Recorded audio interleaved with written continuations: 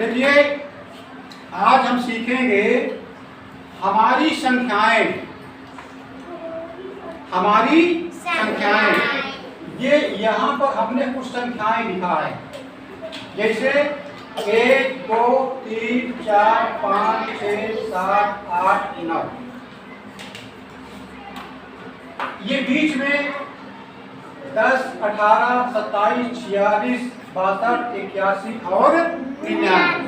सबसे नीचे हैं 100 205 356 532 846 और 999। अब इन संख्याओं में हमको ये खोजना है, ये सीखना है कि इनमें कौन सी संख्या इकाई की है, कौन सी संख्या दहाई की है और कौन सी संख्या सैकड़ा वाली है। ठीक है, तो इकाई वाली वो संख्या होती है जो एक अंक में होती है। इकाई वाली संख्या कितने अंक में होती है? एक अंक में होती है, अकेली होती है। तो इसमें एक अंक वाली कौन सी संख्याएं हैं? ऊपर वाली ना। हाँ, ये जो ऊपर की संख्याएं हैं ये एक अंक में है, मतलब कि अकेले अकेले हैं, किसी के साथ नहीं है। तो इकाई की जो संख्याएं होती हैं वो एक अंक में होती है, सिर्फ एक अंक में। तो जो संख्या एक अंक में हो उसे इकाई की संख्या समझते हैं, और दहाई वाली संख्याएं हमेशा 2 अंकों में होती हैं। 2 अंकों की संख्याएं 10 से लेकर 99 के बीच में आती हैं। जैसे ये बीच में लिखी हुई है 10 18 27 46 62 81 और 99। मतलब 10 से लेकर के 99 के बीच में जितनी संख्याएं आती हैं वो सब दहाई में होती हैं। ठीक है, तो इकाई की संख्या एक अंक में होती है, दहाई की संख्या 2 अंक में होती है। दहाई की संख्याएं 10 से लेकर 99 के बीच में होती हैं, और इकाई वाली संख्या जो होती है 1 से लेकर 9 तक के बीच में आती है। इसी तरह से जो सैकड़ा वाली संख्याएं होती हैं, सैकड़ा वाली संख्याएं हमेशा 3 अंक में होती हैं। कितने अंक में होती हैं? 3 अंक में होती हैं। और ये संख्याएं 100 से लेकर के जो है 999 के बीच में आती हैं। 100 से लेकर के 999 के बीच में आती हैं। कहने का मतलब ये है कि 100 और 999 के बीच में जो भी संख्या मिलेगी, चाहे वो जो भी हो, 3 अंक में हो, तो वो सैकड़ा वाली संख्याएं होती हैं। ठीक है, अब देख लीजिए कि ये जो ऊपर की संख्याएं हैं इकाई वाली केवल 1 अंक में है, जो दहाई की संख्याएं हैं केवल 2 अंक में है, और सैकड़ा वाली जो संख्याएं हैं वो कितने अंक में है? 3 अंक में है। ठीक है, तो ये मेरे हाथ में देखिए कुछ सिक्का है, ये मेरे हाथ में कुछ सिक्का है। तो देखिए ये मेरे हाथ में कितने सिक्का हैं? एक सिक्का है ना। तो मेरे हाथ में कितने सिक्का? एक सिक्का है। तो इसे इकाई माना जाएगा कि दहाई माना जाएगा? इकाई माना जाएगा ना, क्योंकि एक अंक में है, एक अंक में है ना। अगर इसी में हमने एक सिक्का और मिला दिया तो 2 हो गए। तो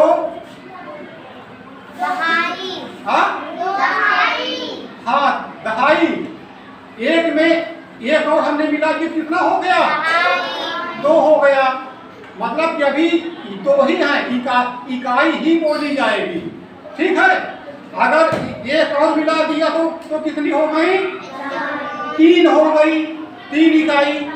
और इसी में हमने एक और मिला दिया तो कितनी हो गई? 4 हो गई, 4 इकाई।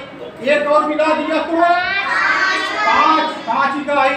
इसी में हमने एक और मिला दिया तो 6 इकाई। एक और मिला दिया तो 7 इकाई।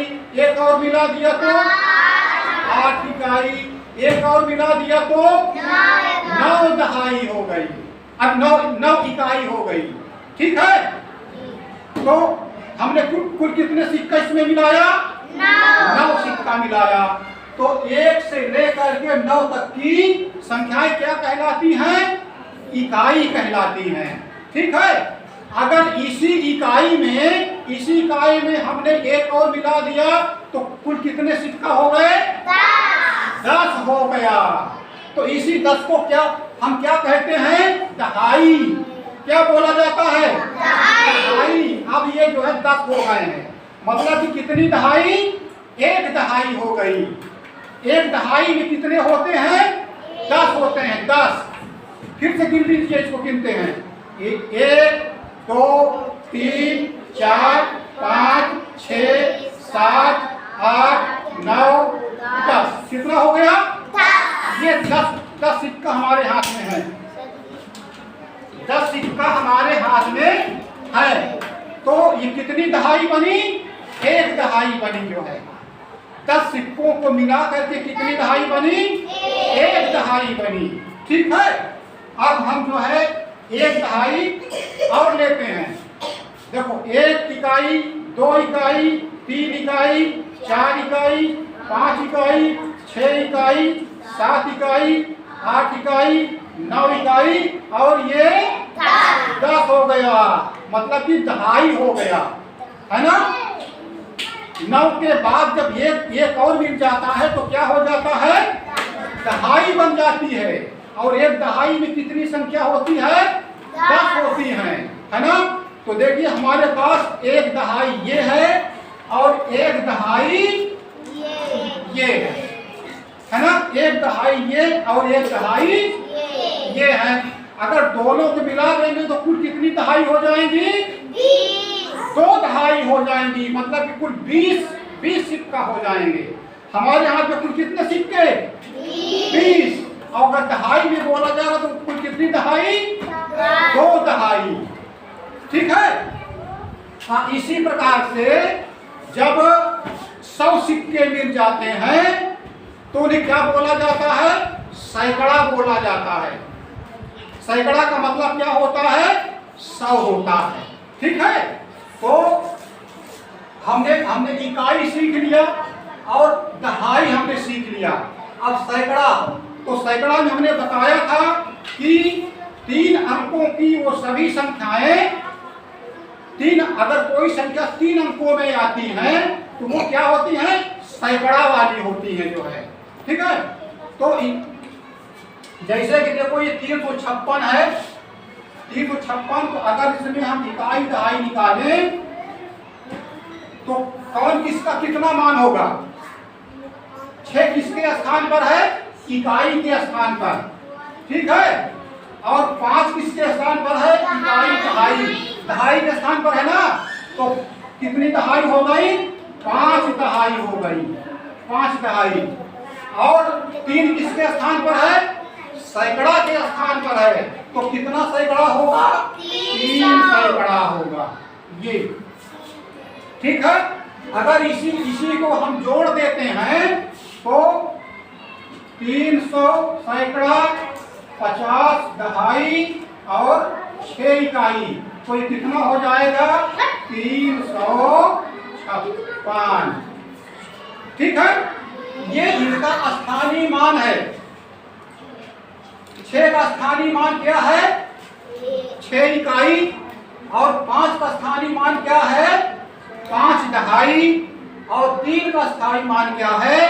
3 सैकड़ा, यानी 300। ठीक है, अब सबके समझ में आ गया? हाँ, तो आज हमने क्या सीखा? हमने ये सीखा कि 1 से लेकर 9 तक की सभी संख्याएं इकाई में होती हैं। ठीक, और 10 दहाइयां बराबर 1 सैकड़ा या 100 होता है। जैसे कभी हमने सिक्के के माध्यम से बताया था गिन करके कि अगर 10 सिक्कों को मिला दिया जाए तो 10 सिक्का बराबर क्या होता है? 1 दहाई। 20 सिक्का बराबर 2 दहाई। ठीक है, फिर आगे हमने सीखा था कि किसी संख्या में किसी अंक का स्थान विशेष पर जो मान होता है उसे अस्थाई मान कहते हैं। ठीक है, अब सबके समझ में आ गया कि नहीं? ठीक है, तो आज हमने क्या सीखा? हमारी संख्याएं मतलब कि इकाई, दहाई, सैकड़ा। ठीक है, इकाई की जो संख्याएं होती हैं एक अंक में होती हैं, दहाई वाली संख्याएं 2 अंक में होती हैं, और सैकड़ा वाली संख्याएं हमेशा 3 अंक में होती हैं। और सैकड़ा की जो संख्या होती है वो 100 से लेकर 999 के बीच में आती है, सैकड़ा वाली। ठीक है।